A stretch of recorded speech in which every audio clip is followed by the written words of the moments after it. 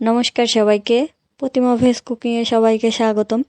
আজ আমি তোমাদের সাথে চাউমিন রেসিপি শেয়ার করব। প্যানে আগে থেকে জলটা ফুটিয়ে নিয়েছি। এবার চাউমিনগুলো দিয়ে দেব। আর চাউমিনগুলো আমি গোটাই দিয়ে দিলাম।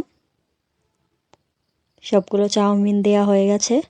এবার একটু নেড়ে নেব। আর মাঝে মধ্যে নেড়ে দিতে হবে। অল্প করে একটু সয়াবিন তেল দিয়ে দিলাম, এতে করে একটার গায়ের সাথে আরেকটা লেগে যাবে না। এবার একটু খুন্তি দিয়ে নেড়ে দিলাম। চাউমিনটা সেদ্ধ হয়ে গেছে।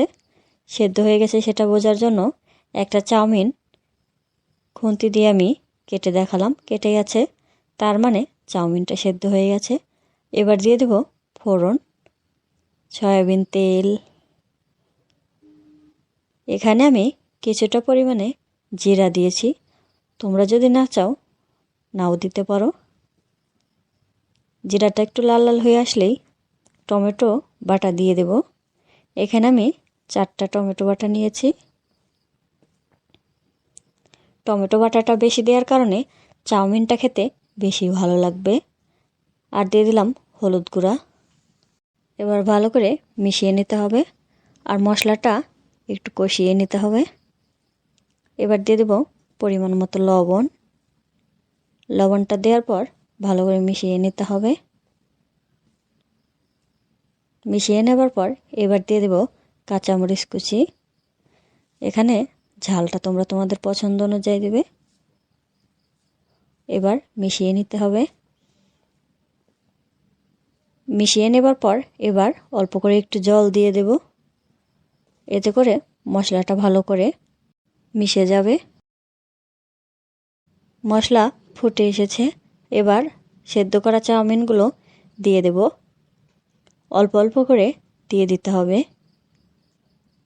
অল্প অল্প করে সবগুলোই দিয়ে দিয়েছি। এবার ভালো করে মিশিয়ে নিতে হবে। এখানে আমি কোনো প্রকার সবজি ছাড়াই এই চাউমিন রেসিপিটা বানিয়েছি।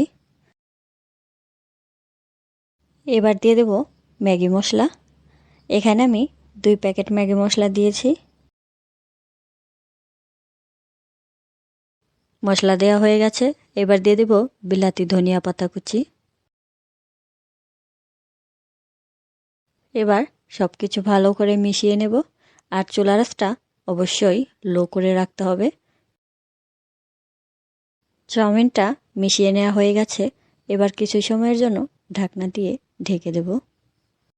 কিছু সময় পর এবার ঢাকনাটা তুলে 1 চা চামচ টমেটোর সস দিয়ে দেব। সসটা দেওয়ার পর এবার মিশিয়ে নিতে হবে। এই চাউমিন রেসিপিটা কিন্তু খুবই সহজ। আশা করি তোমরা একবার বানিয়ে খেয়ে দেখবে। আর কেমন লাগলো অবশ্যই কমেন্ট করে জানাবে। সব কিছু দেওয়ার পর ভালো করে মিশিয়ে নেবার পর এবার কিছু সময়ের জন্য ঢেকে দেব। ঢাকনাটা তুলে আবার একটু নেড়ে দেব। এই চাউমিন রেসিপিটা এতটাই মজা হয়েছিল যে দেখতে দেখতেই শেষ হয়ে গেছে। চাউমিনটা হয়ে গেছে, এবার নামিয়ে নেব। আজকের এই রেসিপিটা তোমাদের কেমন লাগলো অবশ্যই কমেন্ট করে জানাবে। সবাই ভালো থাকবে, সুস্থ থাকবে। নমস্কার।